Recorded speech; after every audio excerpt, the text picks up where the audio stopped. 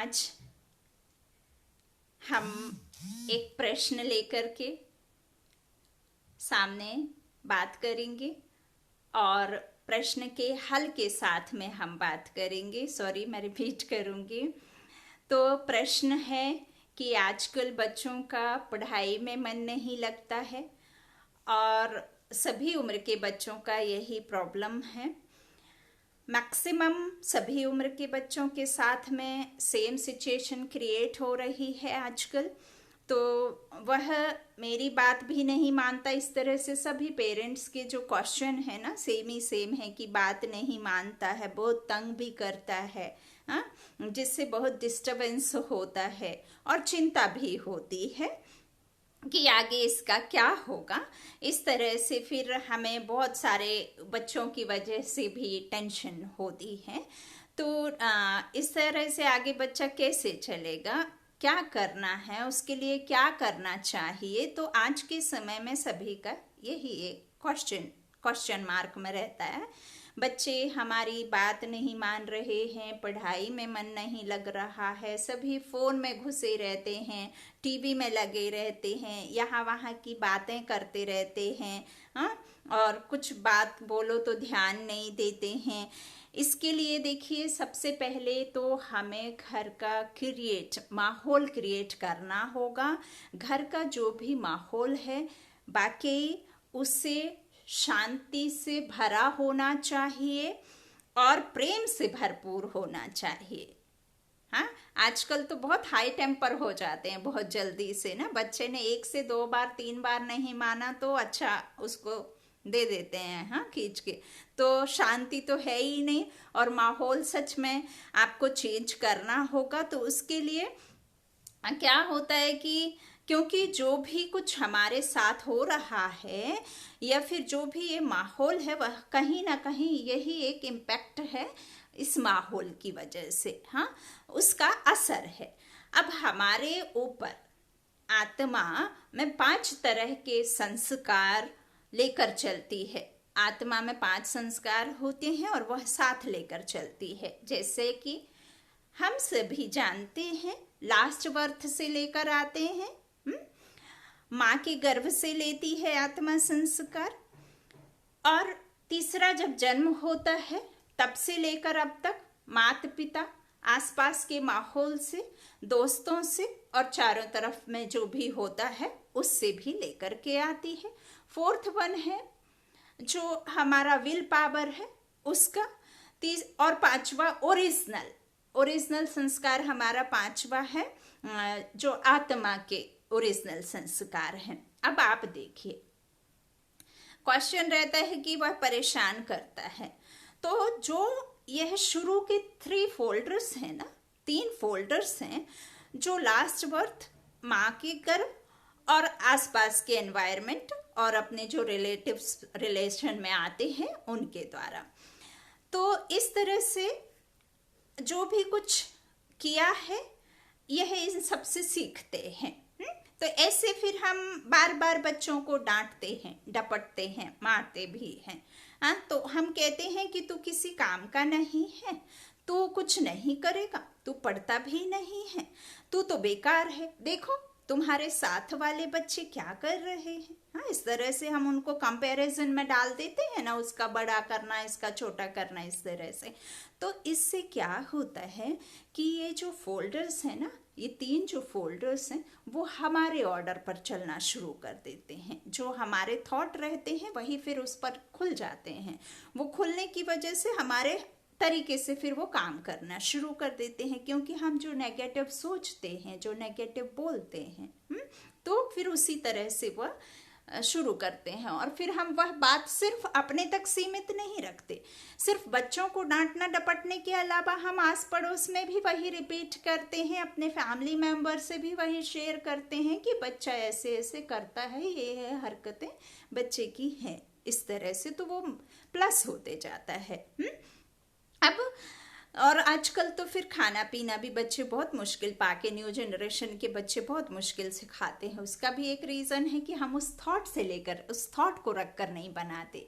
हम कभी भी जब खाना कुक करते हैं और जो बच्चे नहीं खाते हैं, तो हमारे मन में सिर्फ और सिर्फ एक ही बात चलती है कि क्या पता मैं बना तो रही हूँ, ये बच्चा खाएगा कि नहीं, इसे खाना तो होता नहीं है, पसंद तो आता नहीं है। तो वो थॉट क्या है जो आप बना रहे हैं, उस टाइम वो वाली एनर्जी उसमें जाती है और फिर वही एनर्जी काम करना शुरू हो जाती है, वही वाइब्रेशंस चले जाते हैं। तो इस रीज़न से भी फिर बच्चा खाना खाने में जिद करता है, मना करता है। क्यों? क्योंकि हमारा थॉट उस टाइम सिर्फ और सिर्फ वही चलता है। अब देखिए, और अगर हम यह बात कहें उसके सामने किसी से भी बोले हैं ना, तो यह भी बात गलती है एक तरह से, है ना। इस सब को बढ़ावा देने का कहीं ना कहीं हम आप ही कारण होते हैं। अगर हम उसके लिए 5वें फोल्डर को खोलने की कोशिश करते हैं, 5वां फोल्डर जो हमारे आत्मा के संस्कार हैं, यदि हम उसको खोलने की कोशिश करें तो पक्का ही उसमें परिवर्तन आएगा, ये श्योर है। बच्चे में परिवर्तन आएगा। अब उसे कैसे खोलें? उसको खोलने के लिए आपको क्या करना है? तो उसके लिए आपको कुछ इस तरह से सोचना होगा कि जो बच्चा, जो 5वां फोल्डर होता है, वो हमारे सुख, शांति, प्रेम, आनंद, इस तरह से बच्चे के जो संस्कार हैं उसे खोलना होता है। तो उसको हम कोशिश करें। और हम कई बार ऐसा भी कहते हैं कि समझाते हैं परंतु नहीं मानता, और उसे कहते हैं बेटा ये मत कर, वो मत कर, तो वो नहीं मानता। और अंतर मन में हम उसे कहते ज़रूर हैं कि ये मत कर, वो मत कर, लेकिन नेक्स्ट पल ही हमारे मन बुद्धि पर यही चलता है कि मैं कह तो रही हूँ, मानना तो है नहीं इसे। ये थॉट हमारे अंदर चलता रहता है ना, ऐसे करना है, कर रही हूँ पर मानना नहीं हूँ। तो इसी दौरान चलता रहता है हमारे मन में। तो मैं कह रही हूँ, ये कह रही हूँ, वो कह रही हूँ, कुछ नहीं। तो इधर भी इम्पोर्टेंट बात क्या है? देखिए, ध्यान रखने की बात है कि हमारे अंदर क्या चल रहा है, उस बच्चे के प्रति या वो सामने वाली आत्मा के प्रति आपके मन में चल क्या रहा है। वो कार्य करना शुरू कर देता है ना। हमारे अंदर जो चल रहा है वही वाइब्रेशंस वो ही वहाँ पहुँचते हैं। तो इसके लिए क्या करें? Question mark. इसके लिए ऐसे में बहुत ही सिंपल तरीके से, बहुत अच्छा ही तरीका है और इसका परिणाम बहुत अच्छा निकलता है। इसको दूसरी भाषा में साकाश कहते हैं, साकाश कहते हैं। लेकिन यह देना कैसे है? क्योंकि यह बहुत साधारण है विधि, साधारण विधि है। योग जिसे करना नहीं आता, योग आता है या नहीं आता, हमने राजयोग मेडिटेशन सीखा हो या ना सीखा हो, हमें आत्मिक ज्ञान हो या ना हो, लेकिन फिर भी हम सभी इसे कर सकते हैं। इसके लिए आपको कोई ज़रूरत नहीं है कि आप सब कुछ करते हैं तभी आपको ये कार्य करना शुरू करेगा, ऐसा नहीं है। तो ध्यान दें, जब हम इसे करते हैं, जब करना शुरू करना है तो आपका बच्चा सोया हुआ होना चाहिए। उस वक्त बच्चे का अवचेतन मन पूरी तरह से एक्टिव है, आपके द्वारा कही हुई किसी भी बात को मानने के लिए तैयार है। आपने सबने यह अनुभव भी किया होगा कि जब हम टीवी देखते देखते सो जाते हैं या दिन में झपकी ले लेते हैं, टीवी देखते वक्त झपकी आ जाती है, तो उस वक्त जो टीवी में बातें चल रही हैं, जो चीज़ें चल रही होती हैं, वही हमारे स्वप्न में दिखती हैं। हम देखते हैं ना, कई बार ऐसा होता है। तो इसका मतलब साफ है कि टीवी के द्वारा उस वक्त हमारा अवचेतन मन चल रहा था या हमारे अवचेतन मन की प्रोग्रामिंग हो रही है। तो वैसे ही जब आपका बच्चा सोया हुआ है, उसकी ये टीवी या रेडियो आप बन जाएं सोते वक्त के लिए, और आप उससे माइंड टू माइंड, दिमाग से आप उसे माइंड टू माइंड एनर्जी भेजो। जैसे मानो आप सवेरे उठते हैं, हाँ, कोई भक्ति में चलने वाले फिर कहते हैं ना ब्रह्म मुहूर्त में उठकर पूजा करते हैं, इसमें अमृत वेला कहा जाता है। तो उसे एनर्जी उठते भेजे। जब आप मेडिटेशन एक्सरसाइज के लिए जब भी आप उठते हैं उस वक्त आप भी उठ जाइए, और उठ करके जब आपका बच्चा सोया हुआ हो, ज़्यादा लंबे टाइम नहीं करना है, कोई 2-3 घंटे 15 मिनट नहीं करना है, आप 2 से 3 मिनट के लिए, सिर्फ 2 से 3 मिनट के लिए उस बच्चे के पास बैठना है। आप चाहें तो उसके सिर पर हाथ रख लें, नहीं रखना चाहें तो कोई आवश्यकता नहीं है, थोड़ा दूर भी रख सकते हैं। और आप संकल्प करें कि उससे आप जो भी सामने उसकी तारीफ करें, माइंड टू माइंड बात करें, मन से बात करें, उसके सामने उसकी तारीफ करें। आप जो भी उसे समझाते हैं बोलना बंद कीजिए, बोलना नहीं है, बोलकर बंद कर दीजिए बोलना, और मन ही मन में विचार भेजें कि बच्चे तुम तो बहुत समझदार हो, हाँ, तुम तो बुद्धिमान हो, तुम एक शांत आत्मा हो, तुम तो चरित्रवान हो, तुम तो संस्कारी हो, पढ़ाई में नंबर 1 हो, संस्कार वाली आत्मा हो, बड़ों का कहना मानने वाले आत्मा हो। इस तरह के संस्कार यदि हम उसे निरंतर भेजते हैं तो 21 डेज में आप देखेंगे उस आत्मा के संस्कारों में परिवर्तन होना शुरू हो जाएगा, आत्मा की प्रोग्रामिंग शुरू हो जाएगी।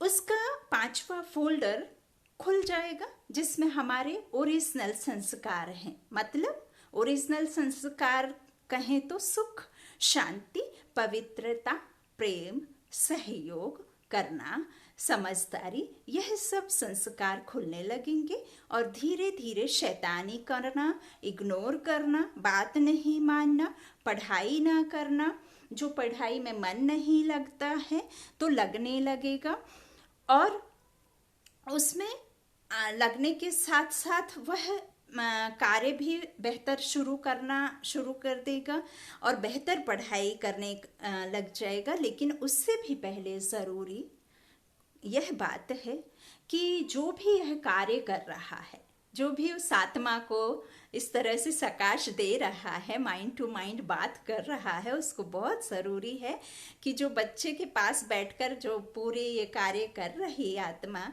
ईमानदारी और विश्वास, ये 2 चीज़ें नहीं भूलना है। ईमानदारी और विश्वास से करें, ऐसा ना करें कि बैठे तो वहाँ हैं और सोच रहे हैं कि बेटा तुम तो बहुत बुद्धिमान हो और अंदर ही अंदर चल रहा है तो नहीं, बस कह रही हूँ, हाँ, सामने वाले ने इसे सुधरना तो है नहीं है, हाँ, किसी ने मुझे कहा है इसीलिए अब करके देख ही लेते हैं, बहुत कुछ कर लिया इसे भी कर लेते हैं, इस तरह का थॉट नहीं। ईमानदारी सच्चाई के साथ में करें, है ना, फुल फेथ के साथ में करें। तो ऐसे अंतर में नहीं चलना, नहीं तो यह कार्य नहीं करेगी। इस तरह से आप ट्राई करेंगे ना तो फिर उल्टा ही होगा, सीधा नहीं होगा, है ना। कहते हैं ना उल्टे को सुलटा करना है ना, उल्टी बात को सीधी करना है। तो फिर इस तरह से अंदर मन में आपके नेगेटिविटी चलेगी तो फिर उसे सुधारना नहीं है। हाँ, किसी ने कहा है तो ट्राई करके देखो, यह भी नहीं मन में लाना है, इससे यह संकल्प काम नहीं करेंगे। और इसके लिए माताएं बहनों को एक बहुत अच्छा, बहुत ही इफेक्टिव इम्पैक्ट डालने वाला सामान लेना चाहिए, स्पेशली माताएं बहनों को, कि मैं शिव शक्ति हूँ, मैं बाबा की बच्ची हूँ, मैं शिव शक्ति हूँ, मैं जगत अम्बा जगत माता हूँ। और अपने में इस स्वमान को बढ़ाएं।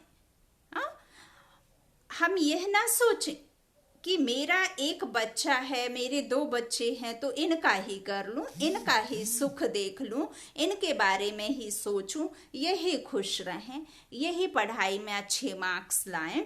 और इस तरह से पड़ोसी वाले बच्चे के लिए आप अपने बच्चे से कंपेयर करें तो उसके लिए कम सोचें, या अपने कोई पहचान वाले बच्चे के लिए अपने कंपैरिजन में उससे कम छोटा समझें, उसे छोटा समझें, यह नहीं करना है।